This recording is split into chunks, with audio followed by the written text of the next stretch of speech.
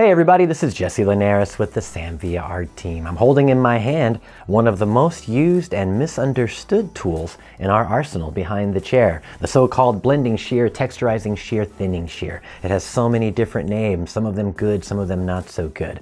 So we thought we would look at the tool itself. What is it? What does it do? What are the things that we can do with it when we're working in the hair? So the best way to think about your blender is just any other shear. If you wouldn't do something with a regular shear, you probably shouldn't do it with the blender either. But that being said, there are a lot of options that are open to us when we use the blender. It works just like a regular shear.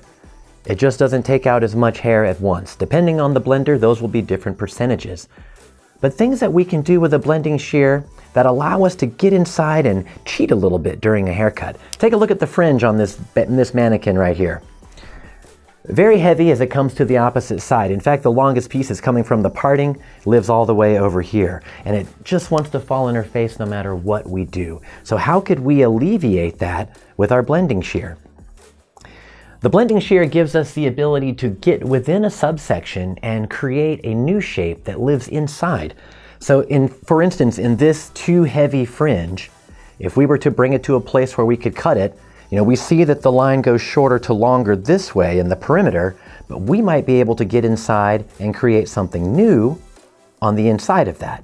And you can see the line that appears when I pull the blending shear out, that there is a new line that exists within the subsection that runs shorter to longer to that corner of the eye. It's not that you have to do this technique to anybody, we're just demonstrating what can be done. So now that we pop that out, it gives us just a little bit more pushability on this and less likelihood that it's going to want to fall right directly back into her face. One thing to do with a blending shear.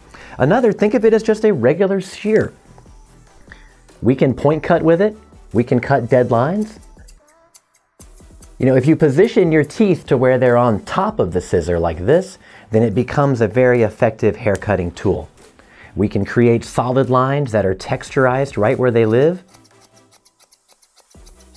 Takes a little longer to get through the hair, but you can see here that right there we have what appears to be a blunt line, but at the last 1/8 of an inch, 1/16 of an inch, there is a light texture and a little bit of blending that occurs.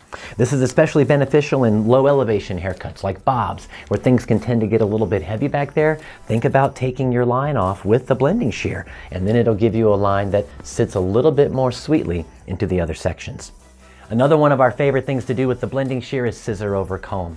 It gives us a little bit more safety because it's not taking out as much hair at once, but also because of that fact, it gives us a much softer edge and a cleaner appearance. And because of the safety that it gives us, we have permission to be a little bit more adventurous. Like say if we wanted to detail her hairline out or point cut any section of hair.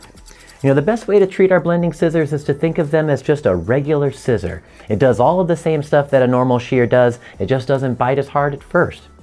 Try that approach in your work behind the chair and see what opens up for you.